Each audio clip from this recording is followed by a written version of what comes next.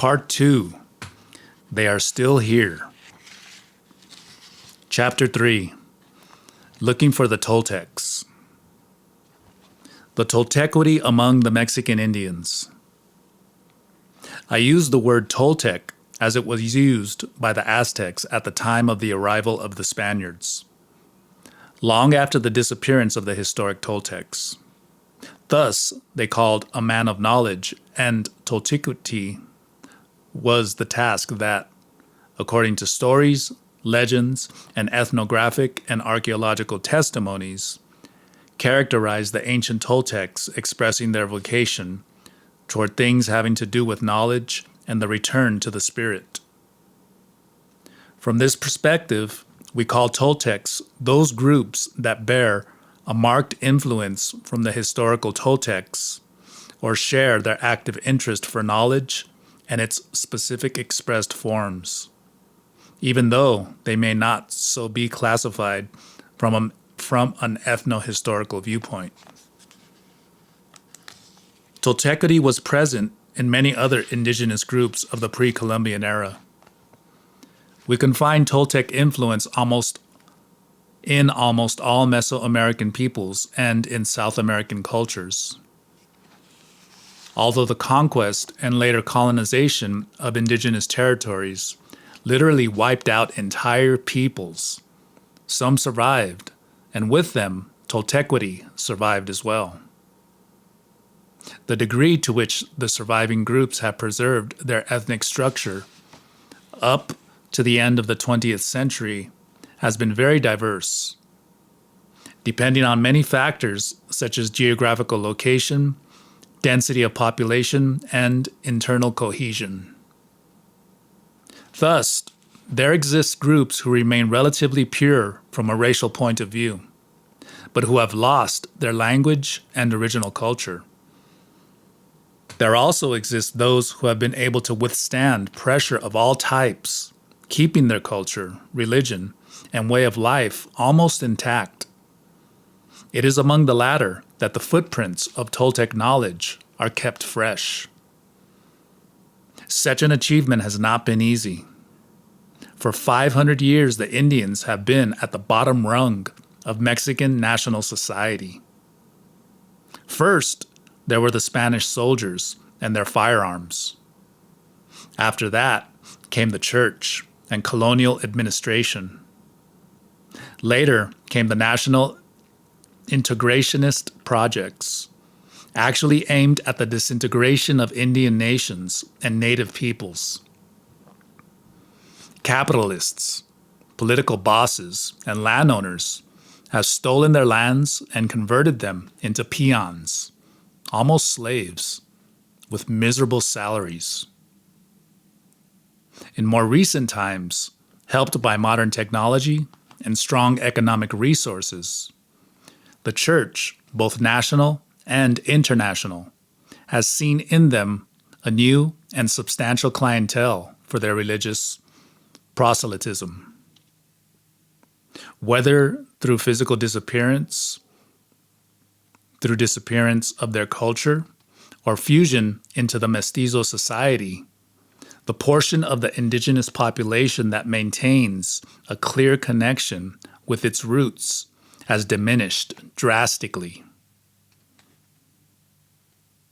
All these factors, the conquest, illnesses brought over from Europe, forced evangelization, the colonial period, capitalist development, and industrialization, have been nibbling inch by inch at the ancient indigenous territory for half a millennium, to the point where the ancient cultures of flower and song have almost disappeared. Each one of these outside forces has struggled with all the means at its disposal to force the Indian peoples to renounce their culture, their religion, their way of being, and their pride. Those who arrived from outside, taking possession of everything, have insisted and continue to insist, but the native peoples of Mexico and the Americas will not yield. They remain standing, although in order to do so, they have had to leave their original territories on the plains and take refuge in the most inaccessible mountain ranges. These peoples, in breasting the tide, have been able to defend their way of being at all costs. They are responsible for the fact that today, just at the beginning of the new millennium, Toltecuity, with its practices and rituals, remain alive. In Mexico, there currently exist 57 ethnic groups besides the mestizo population. Among the most numerous of these, we could name the Nahuas, the Mazatecos, the Wixárika, Zapotecos, Otomis, Totonacas, Yaquis, and Tarahumaras. Each ethnic group has defended in its own way its own identity. Some seem to be accumulated since they have adopted the mestizo way of dressing and they speak Spanish.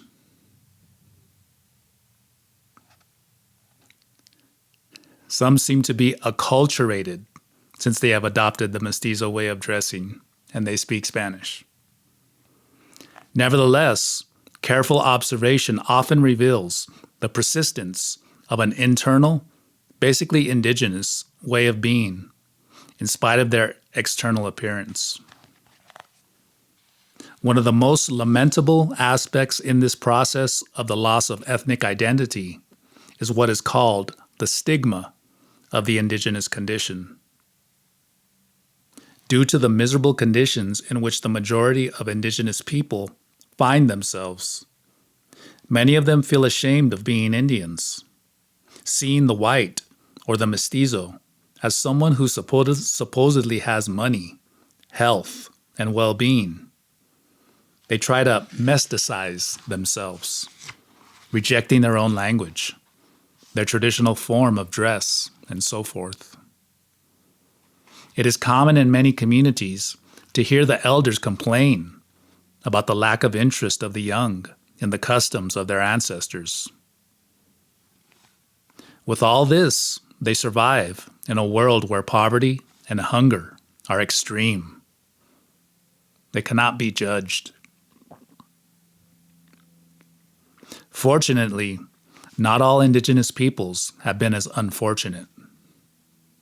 There are those who keep their language, dress, religion, and customs virtually without contamination. They are scarcer and more difficult to contact, but their significance for our current era is of great importance, since they are the true carriers of the sacred traditions of pre-Hispanic Mexico. The Toltec connection. I have had the chance to travel over large areas in my country of Mexico, concerning myself especially with those regions where nature reigns almost without interference from people. It seems incredible, but fortunately, places like that still exist in our country. In my search for an encounter with nature and her equilibrium, I found myself with those who for centuries have known how to live in harmony with her, the Indians of Mexico. I have known and lived with different groups and indigenous communities: Nahuals, Tzotziles, Celtales, Mazatecos, Matlazincas, Wixárika, Mixtecos, Zapotecos, and Totonacas. Among them, I have savored my most definitive experiences with the Nahuas and Wixárika, giving me the strong impression that these two groups have most purely preserved ancient Toltec knowledge. The Nahuas are direct descendants of the population of Tula, and the Wixárika are geographically near to the Toltecs of Aztlan. But beyond geographical, migratory, or genealogical associations lies the persistent spiritual attitude with which these groups harmonize themselves with the Toltecs of antiquity. I have been able to make contact with spiritual traditions, methods of knowledge, and expansion of awareness that have been preserved in diverse forms among indigenous peoples. To make them more comprehensible, we can classify them into three categories. The first and most general is the cosmovision of pre-Hispanic origin, which practically all the members of the indigenous community share. Such knowledge can be found, if we have the capacity to see beyond our own culture, in almost any individual of the community in question. It includes the awareness of death, the intimate relationship with nature, the awareness of the earth as a living being, the awareness of the dreaming body among the Wirarika. The second category refers to knowledge, methods, practices, and rituals performed by individuals or special groups within the community. Among the Wirarika, for example, any Marakame, or the principal Marakame of the community, and the group of Jicareros he directs, is recognized by the entire community as being in charge of everything relating to the religious activities of the community. But at the same time, there is maintained an entire series of practices unknown to those who do not form part of this select group of initiates. The Jicareros are a spiritual group whose members are charged with the keeping of the tradition. There are about 30 of them, and each one represents one of the original spirits who gave origin to the world and to the tradition itself. Consequently, their lives in general and their specific tasks maintain a precise relation to those actions that, in agreement with the story of the creation of the world, according to the Wirarika, were carried out by each one of the original spirits, or Cacayares. They are directed by a Marakame, also known as Singer, who, in holding this responsibility, is considered the principal Marakame of the community. In the third category are found the lineages, small groups of individuals who, generation after generation, through oral tradition, have preserved specific practices of ancient knowledge in complete secrecy, and in such a way that the existence of these lineages passes unnoticed even by the rest of the community of which they form a part. Its members appear to others as peasants, merchants, artisans, healers, or however they choose to appear. In very recent times, and in a highly exceptional manner, these lineages have included non-indigenous individuals in their practices. Although I have made contact with this tradition under the three forms mentioned, for now I can only recount publicly my experiences relating to the first two categories, only very indirectly referring to the third. Nahuas and Wirarika, the surviving Toltequity.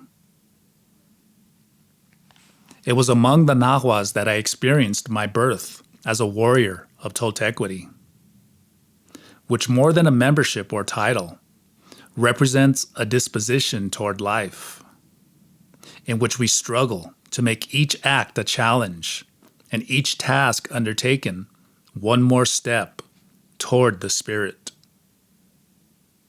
This took place in a Nahuatl community surrounded by high mountains in central Mexico.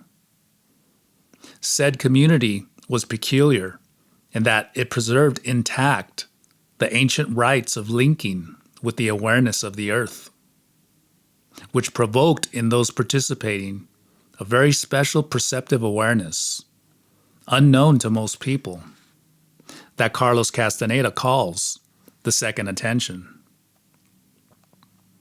The second attention represents an unknown and very specialized use of the attention.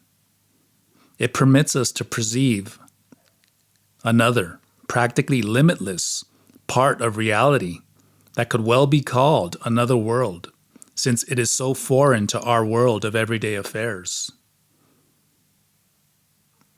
This was in spite of the fact that in the town there exists a very large and ancient church that dates from the 16th century. The presence of a Catholic priest has been part of community life for centuries. And for centuries, each priest in turn has struggled to eradicate what are considered pagan, even satanic, practices of the Indians. The first time I came to this community, they, the new priest as well as the indigenous members, each in their own way, told me that the previous priest had left the community less than a year before.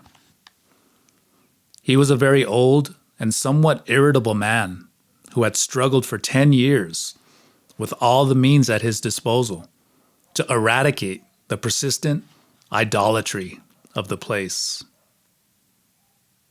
This male saint was highly offended that the Indians of the community, all year pretending to act like good Christians, would, without warning, suddenly disappear from their houses and little huts to spend 3 days participating in rites of pre-Hispanic origin, having to do with the worship of the earth. This happened in some secret caves relatively nearby, which the angry priest could not find no matter how hard he tried. This occurred year after year, and since the date was variable, tied to the unfolding of the agricultural cycle more than to the calendar, there was no way the priest could know when it would occur. He did everything he could, even organizing pilgrimages with the triumphant Christ figure to exorcise the various surrounding mountains. To no avail. These little Indians were extremely stubborn. On Sundays at Mass, especially after they had mysteriously disappeared for 3 days, the priest would angrily scold them, and he did it in Nahuatl, since he had learned to speak it fluently. Thus, in their own tongue, he reprimanded them in church, calling them devil worshippers. He used a Nahuatl word the Indians never pronounce, since among them, as among other peoples of Toltec descent, the word has a meaning that summons magic. To name something is to summon it, attract it. Well, it happened that this man threatened them with damnation, naming the devil time and time again. The natives, the few that attended Mass, did not know where to hide when this man dared to summon the devil in the house of God. They became very nervous and had no desire to return to the church. One fine day, there occurred the most logical thing under such circumstances. It was a typical rainy day in the mountains, in which it doesn't merely rain, it pours, and a storm let loose with much lightning and thunder. Suddenly a lightning bolt penetrated the church, precisely striking the altar and burning it completely. The priest was so scared that he fled. For the natives, it was completely natural. A small price to pay for the enormous offense of summoning the devil in the house of God. I never met the famous priest, but I could see the effects of the lightning on the burned altar. The last time I was there, in the early 90s, these rituals of remembering the earth were alive and well, and the caves in question still remained secret. In this place, I had the good fortune to be accepted as an adopted son by one of those in charge of organizing and protecting the practice of the rituals and the caves, as well as the great stone figures of pre-Columbian origin found within. As far as I know, I thus became the only person ever outside the indigenous community to learn the location of the caves and the nature of the rituals practiced there. Of course, I have never revealed their precise location.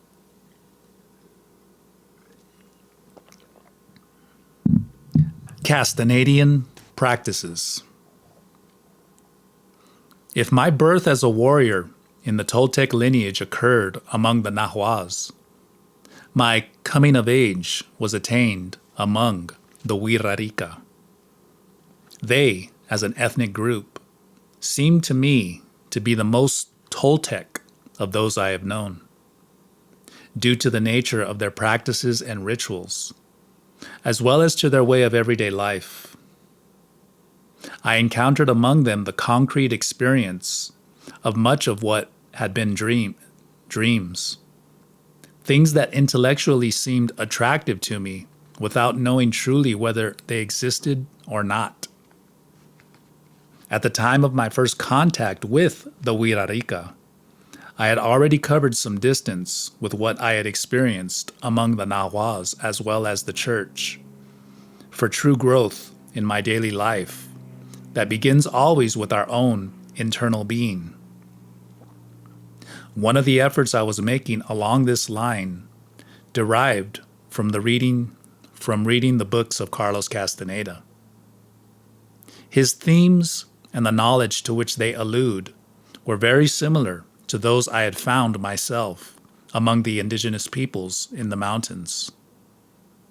As the practices derived from these readings were one of the factors that endowed me with the tools enabling me to assimilate my experiences among the Wirarica, I consider it appropriate here to make a brief digression to discuss them.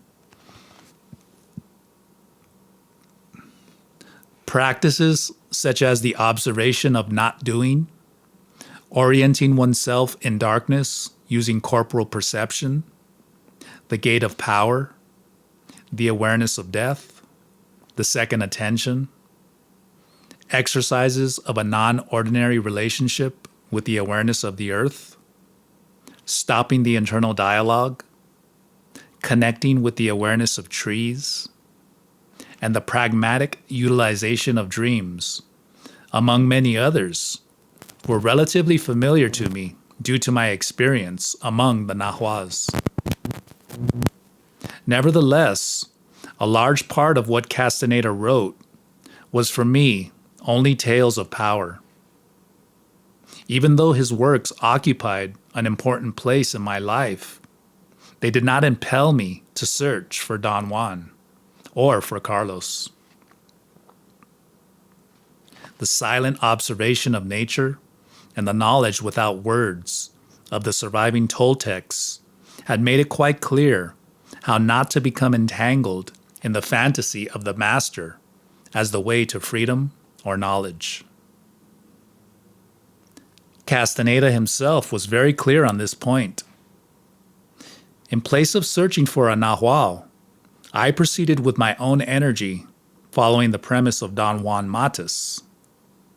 A warrior is impeccable when he trusts his personal power, whether it be small or enormous. Alone, I began to practice the extravagant Don Juanesque techniques, which came to be added to what I already knew. I made long and repeated walks of attention. I buried myself. I spent nights suspended in a tree. I did recapitulation, not doings of the personal self, energy inventories. I looked for ways to erase my personal history until I came to see. Many and prolonged were my experiences in what I called the living study of the works of Carlos Castaneda. The results were earth-shaking. The techniques worked, and they revealed an unusual form of awareness, the awareness of the other self, which implied innumerable hidden resources inside every one of us. They revealed forms of perception and utilization of our energy in terms very distinct from the ordinary. Besides the rare phenomena that so often capture the attention of readers, allies, talking or listening to trees or the earth, the sensation of flying, perceiving like a wolf, running in the dark, awareness of the dreaming body, etc. The Castanedian practices offered me something that is ultimately far more important. I found that Don Juan was right. The world we perceive, such as the self or our own ego, is nothing more than a description, a fantasy that only seems real due to our insistence in acting as though it were real. Stopping the world, stopping the self, is much more than extraordinary visual effects. It is nothing more and nothing less than the realized possibility of experiencing worlds, ways of being, and perception differently and better. If we stop our contradictory description of the world, which we construct daily, we see that it is the true path to freedom that allows us to construct better worlds for us to inhabit. Stopping the description of ourselves based on self-importance, complaints, frustrations, and meanness is the concrete way to the freedom to choose how to be, according to the different situations in which we find ourselves. We cease to be a slave to only one way of being. We finish with the slavery determined by our personal history. We break the narrow, artificially created limits that determine our self-image. We say goodbye to being and living unilaterally. The practice of the Castanedian techniques allowed me to discover, in short, that we are free. We can choose how to be and how to live. I had been experimenting with Castaneda's techniques for only a short time when I had my first experience with the Wirarica. At the beginning, like most urban observers, I could only look from the outside at what they did. I did not realize that beyond what my eyes and my mind could register, those people were interacting in a separate reality that I could not even imagine. In the following chapters, I will refer to that period of time. The passage of time and the events of my life allowed me to gather the necessary energy to take the definitive step and jump into the separate reality. That crossing of parallel lines finally revealed to me what I had once both feared and desired. Those tales of power could be transformed into reality. It was not the same to play intellectually with concepts like non-ordinary reality, which I supposedly took very seriously, as it was to confirm bodily that this separate reality existed and could be shared with other human beings for days or entire weeks. It is easily said, but it requires much effort and an unbending purpose to induce us to act in spite of fear or sadness, which come to us when we find ourselves in worlds and realities for which we are not prepared. The true difficulty in penetrating into parallel worlds is that we are unable to accept them. How can we accept them when our ego's security rests entirely on the continuity we attribute to our everyday world? No matter how absurd and ephemeral it may be. How can we accept the unknown when for all our lives we have learned to fear and to deny all that is not known to us? The negation of the unknown is an intrinsic characteristic of Western culture that has taken hold of much of the planet. But it is not this way with all peoples on Earth. Among indigenous peoples, for example, the existence of unexplainable multiple phenomena is a normal occurrence in their everyday lives. They are accustomed to living with the mysterious. They assume without difficulty that there are things that can be explained and others that cannot. Since self-importance does not occupy the center of their culture, the unknown does not offend them. This allows them to experience both the explainable reality, tonal, and the unexplainable, nawal. The opposite occurs with modern people. Our security and sense of self-importance come from feeling that we know everything, that we can explain everything. For this reason, if something new presents itself to our observation, we quickly convert it into the known. We make all kinds of mental associations to transform the unknown and be able to say, yes, I already know this. It looks like such and such a thing, which I studied, knew, or saw on some such occasion. In an extreme case, if what appears before us does not fit within what we already know, we simply will not is in front of our eyes. We won't even be aware of what is happening to us. Without a doubt, the price we pay for our self-importance is very high. To stay trapped with a single world, and quite a limited one at that, when we could inhabit so many varied and far richer worlds during the time we are alive. The possibility of attaining such worlds is accomplished fundamentally with the extra energy we will have available if we achieve the lessening of our self-importance and reincorporate the mysterious into our lives. Ultimately, everything is a question of having sufficient personal power.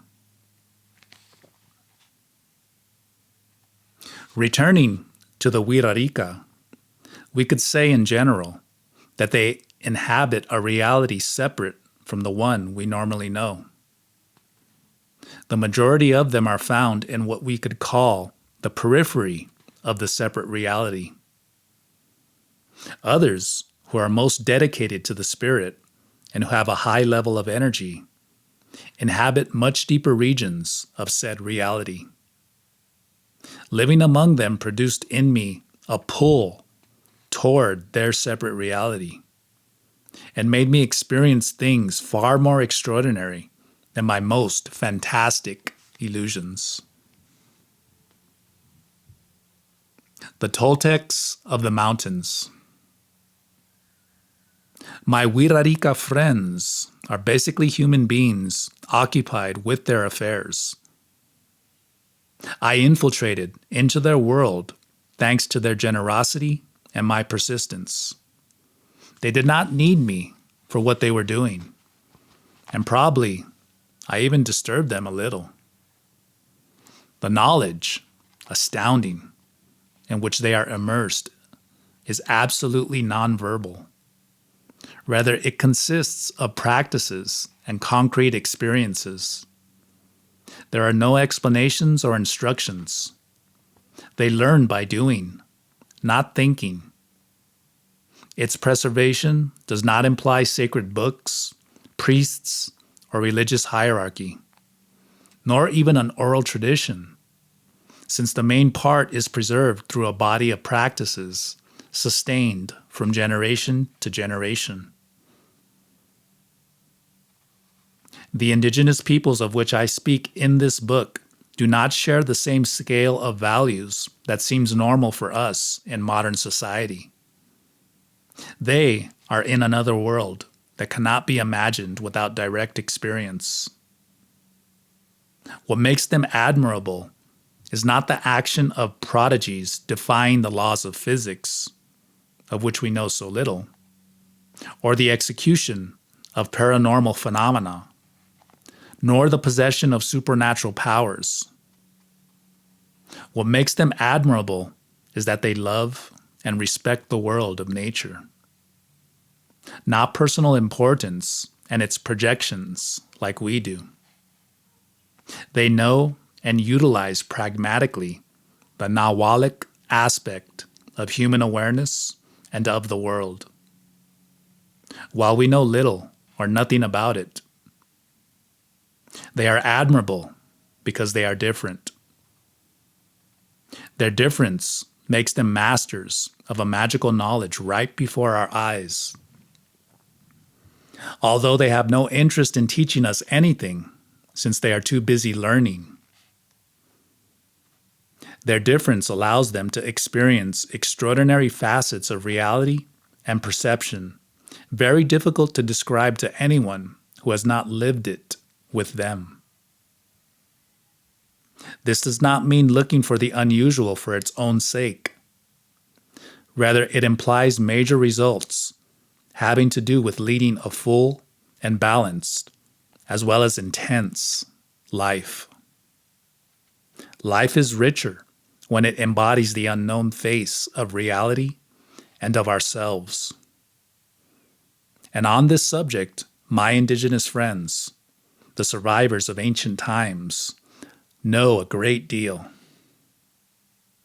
And they are admirable above all because they are alive and exist right now in this world.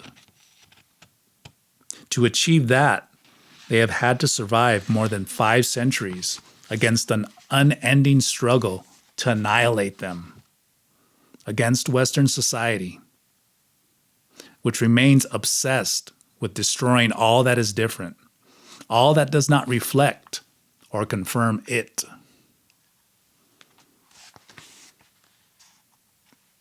One of the things that caught my attention among the Toltec survivors is that in their spiritual practices, as in their lives, there are no representations of things.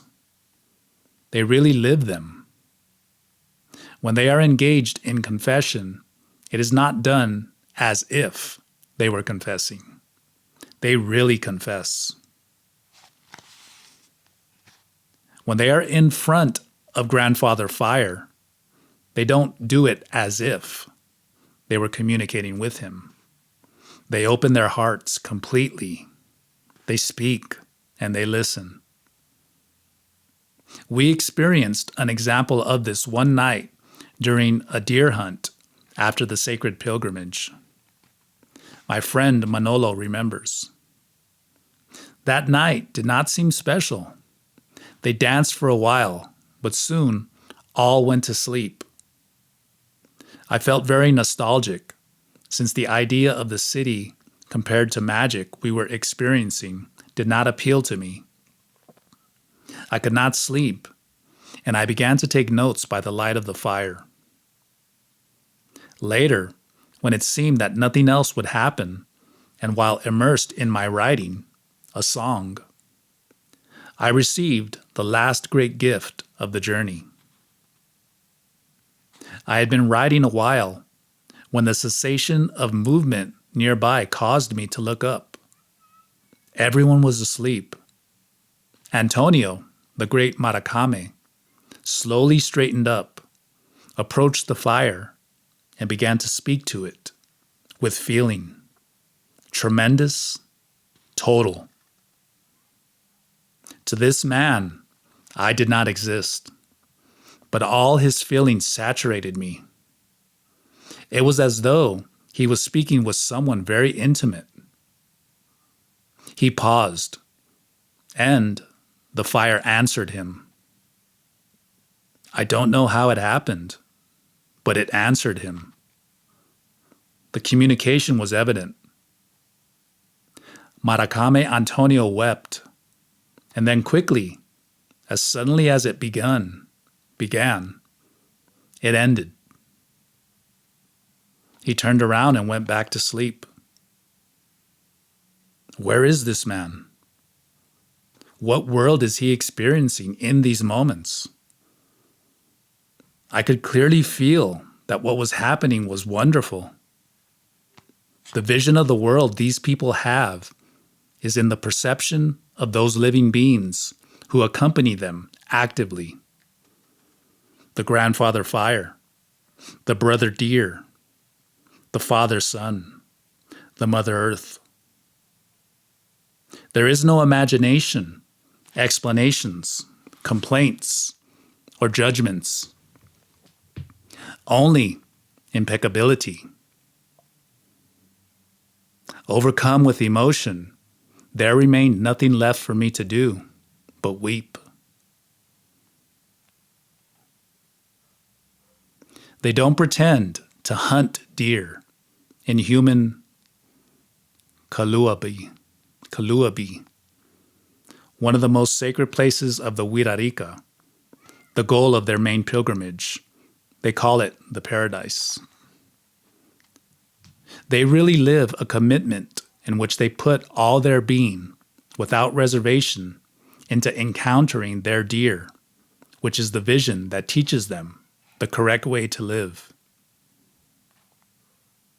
Compared to them, we of modern society seem like beings who are always lying, doing things as though they were important, as though we really love, as though we were important, as though we were sincere, as though we like our work, as though we enjoy our vices, as though our struggles are really our own, as though always, as though. This is why I usually say I like these human beings so much, because they are real in each one of their acts. A little of that ingrained in us, if only we were to learn in a small way how to be like them, would be an enormous gain.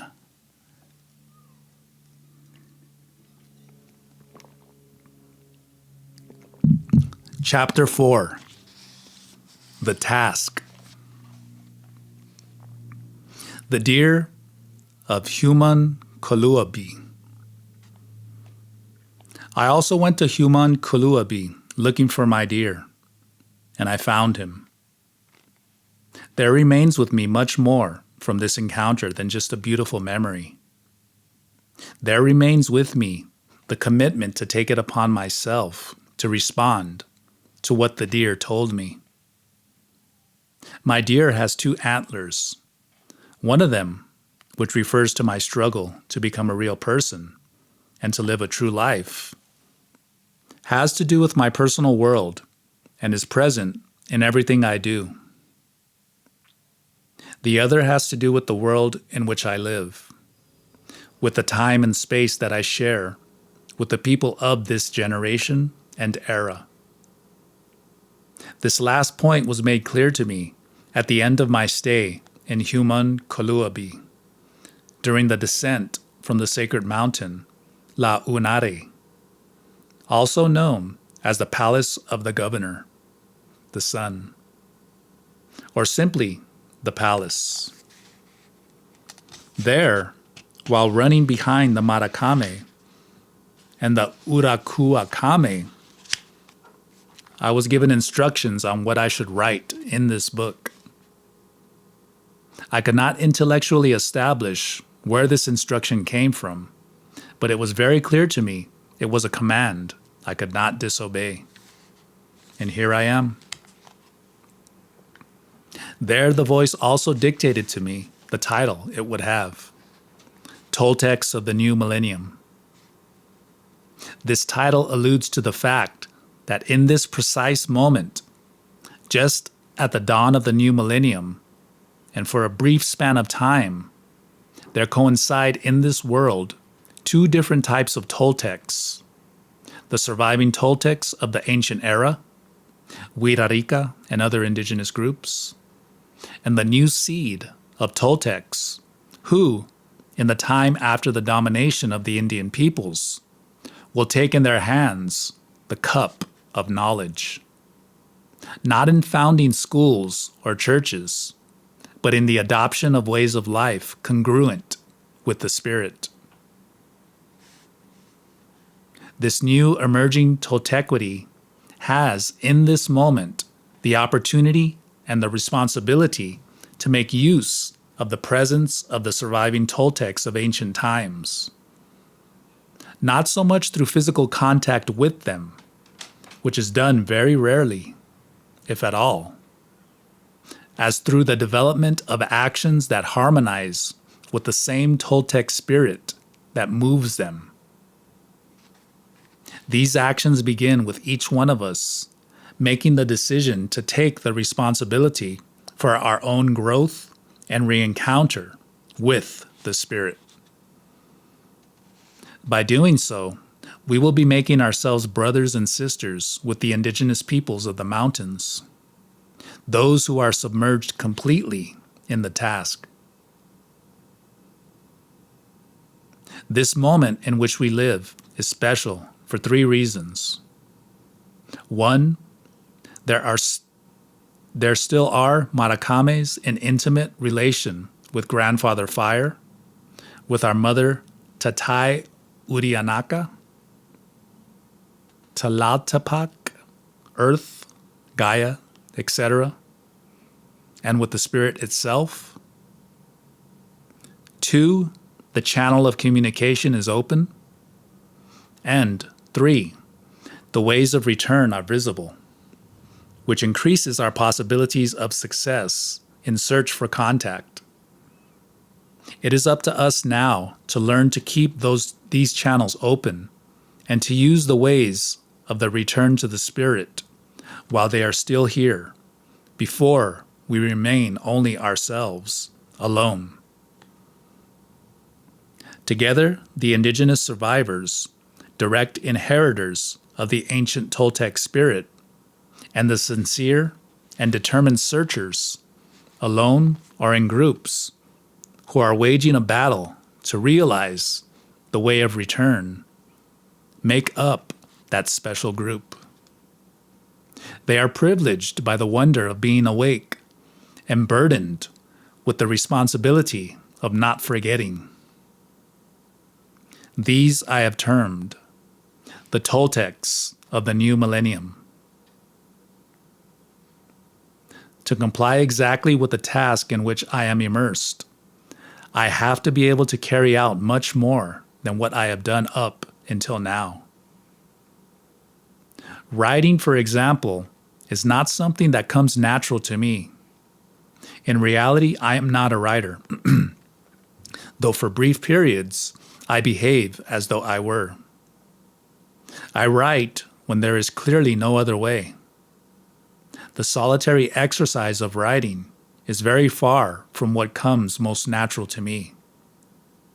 To be in the midst of the act of discovery, which often occurs on an external and internal level simultaneously, whether in remote and inaccessible regions of nature or of reality. Beyond anthropology. I am aware that indigenous reality can be examined from many angles, including the habitual ones of anthropology. Nevertheless, my work has dealt above all with those areas in which academics cannot penetrate because of attachment to their academic formation and their condition as civilized men or women.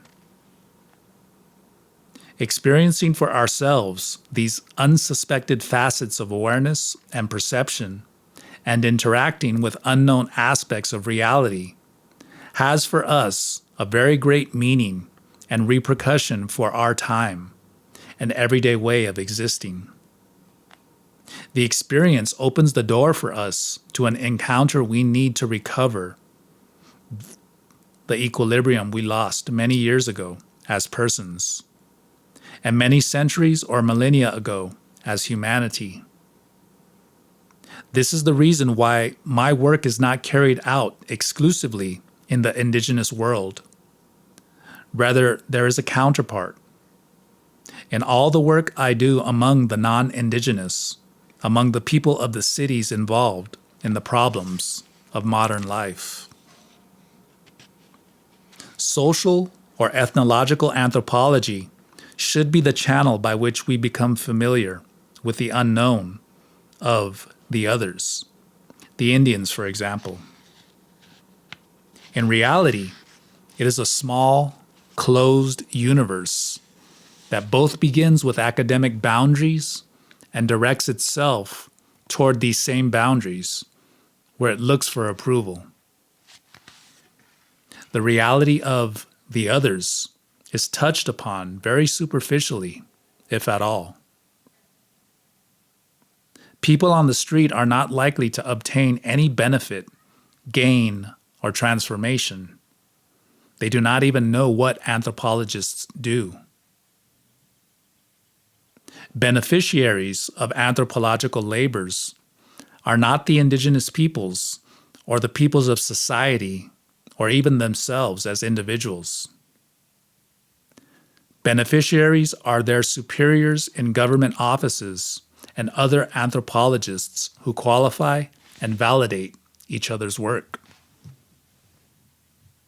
I wish to deal with precisely those areas that academic investigators did not wish to or could not discover, or whose existence they suspected but did not enter into. If they had searched and found, they would not have dared to state so publicly for fear of losing scientific precision or the recognition of their colleagues of the academic establishment. As an anti-anthropologist, I do not have to concern myself with such matters, and therefore I have much more available freedom. I can allow myself submersion into the experience of the encounter, involving the totality of my being, ready to be transformed in the process. To pass the test of scientific precision does not matter to me. I am interested in giving a testimony of what happens when we dare to take that mortal leap away from reason, over the barrier of the self with all its history and self-importance.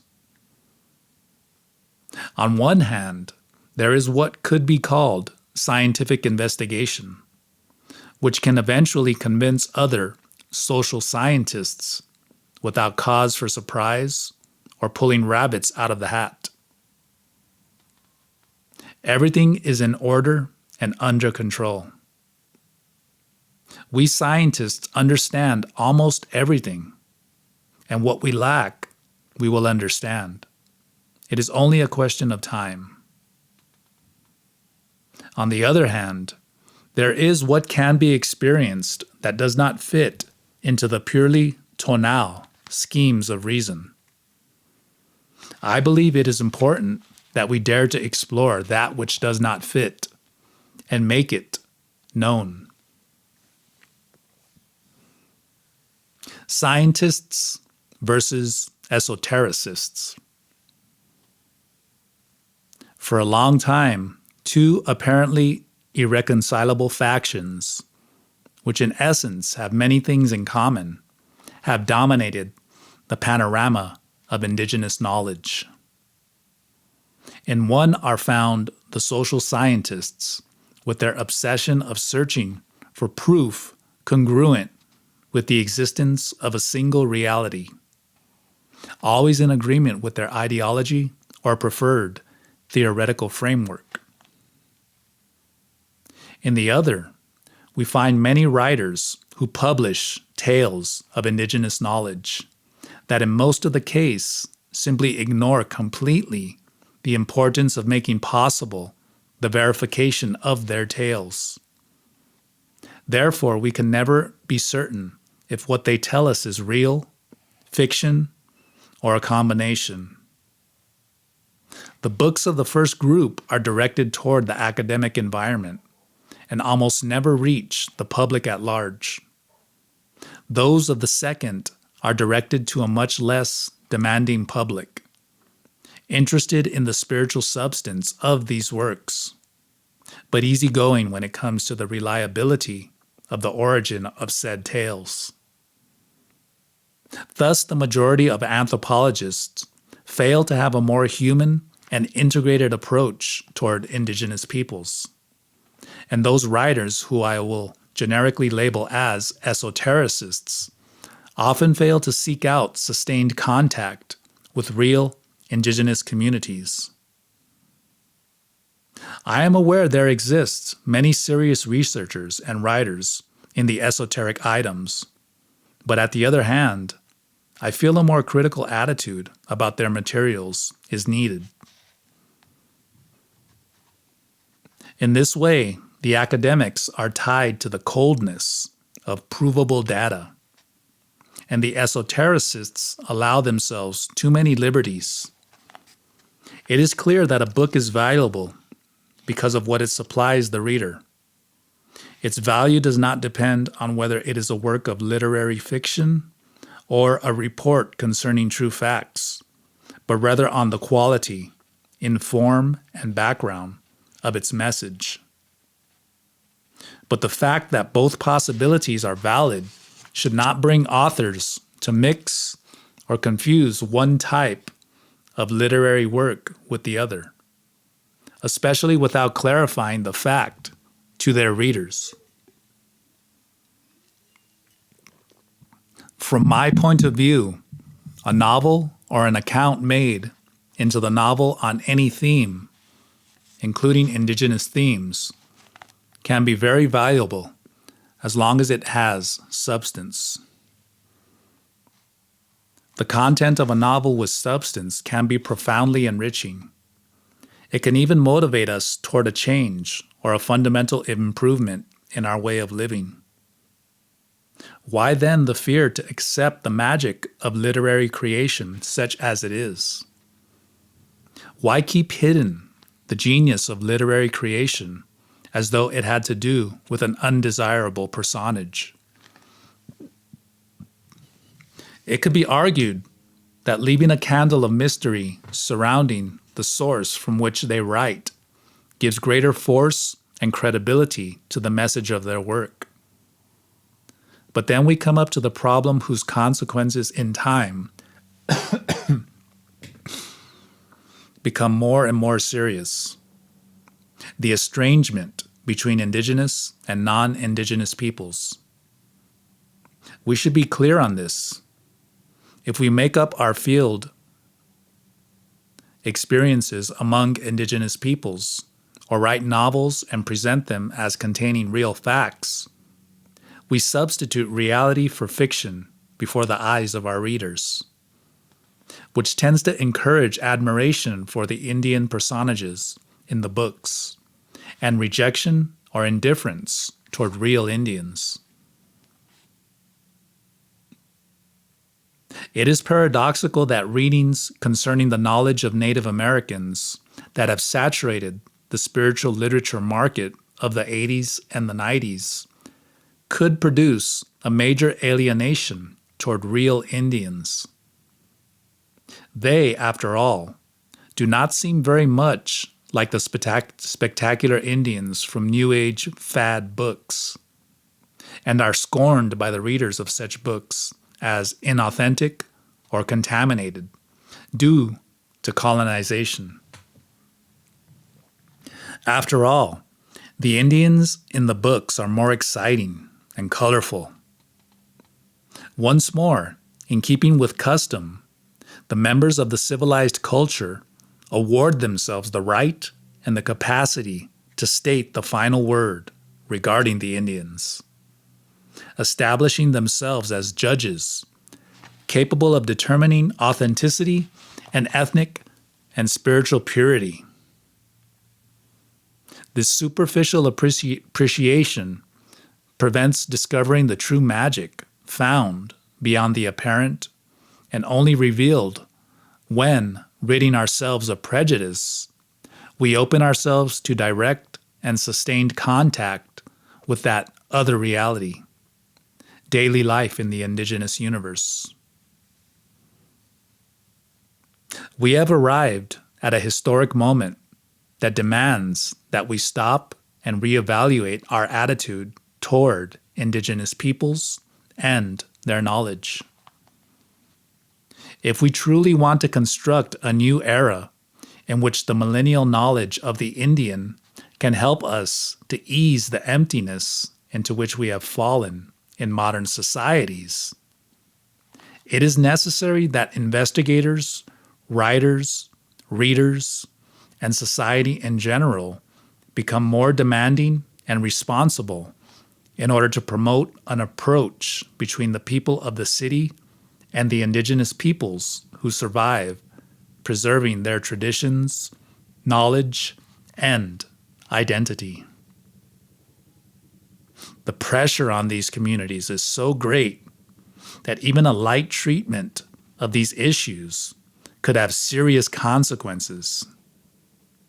To cite just one example, the recent conflicts in the indigenous zones of Chiapas are but the tip of the iceberg, which should cause us to reflect on how far removed we are from real indigenous peoples and the terrible consequences brought about as a result. A small sample will serve to illustrate. In the middle of 1994, I was giving a lecture on the survival of indigenous knowledge at the dawn of the new millennium, when one of those attending asked me about the Indian rebellion in Chiapas against the Mexican government and the political bosses of the region. He wanted to know if I thought the Zapatista rebellion was or was not an authentic indigenous movement. When I spoke of the genuinely indigenous nature of the movement, of the marvelous culture and knowledge preserved by these descendants of the Maya, and of the injurious poverty and exploitation to which they are subject, an indignant woman reprimanded me, saying that there was no way the members of the Zapatista army could be Indians. I asked her why she thought that, to which she responded, if they were true Indians, they would not ask for assistance in food and medicine like the Zapatistas are doing, since authentic Indians are too wise to suffer hunger or sickness. This person, although a bit extreme, exemplifies many others who opt for their own fantasies to the point of rejecting the earth-shaking testimony of reality. But in this case, that attitude can very well mean the difference between life and death for thousands of Indians. Remember that many times the participation or the indifference of society on the whole has been the determining factor in either promoting or halting the annihilation of entire peoples. In annihilation, not only are many human lives lost, but also the marvelous opportunity to enrich the world that we inhabit with a cosmovision so different and so valuable, such as that of the native cultures of the American continent. Meanwhile, courses on shamanism proliferate, allowing us to transform ourselves into shamans in a short time. Or we are given access to imitations of rituals that have no effective connection with everyday living and remain empty and inoperative. So we have, on one hand, the anthropologists. They go to the indigenous communities to test the effectiveness of their theoretical frameworks and to feed their own self-importance as he or she who is able to understand the indigenous reality based on intellectual preparation. On the other hand, are those consumers of a fantastic indigenous knowledge who seem to be more interested in their books than in getting to know the Indians of flesh and blood. The true encounter with the experience and knowledge of the indigenous world continues to be an urgent task in these difficult times, during which we are witnessing the gradual and apparently definitive disappearance of our indigenous face. Sad panorama. In this moment in our history, as a species on this planet, in which we urgently need to find different and more healthy ways to approximate the reality and irreplaceable experience, which is life, the physical survival of indigenous peoples who retain much of the knowledge that we lack, is like a last opportunity to make a true discovery that can result in transformation and growth. This is our golden opportunity, on the verge of disappearing, to have a true encounter with the other, through which we can also discover the other self who remains hidden within each one of us. In my work with indigenous individuals and communities, my intention was not to remain stuck in the immobility of fantasy, nor to become mired in the search for self-confirmation of the field investigator. I have attempted to go as far as possible, ready to leave by the wayside the shreds of my own history, of my own ego, of my own description of the world, to thus position myself as near as possible to those others who are unknown to us. Whether I have achieved it, at least in part, is not for me to say. I can only contribute the testimony of my efforts. Although all the events I relate in this book actually occurred, I do not intend to leave out the subjective elements, which I take for granted without difficulty. The subjective is interesting to me because a long time ago, I discovered that our experience of reality is always subjective, and that objective perception is nothing more than a fantasy of reason. Since there is no way perception can be produced without the participation of the subject, myself. On the other hand, I consider that one significant aspect of my work is to serve as a report on something that, in reality, took place. I did not invent it or imagine it. Therefore, it supplies us with an example of what can be, in concrete reality, an encounter with a form of indigenous knowledge, with living protagonists whose existence can be validated.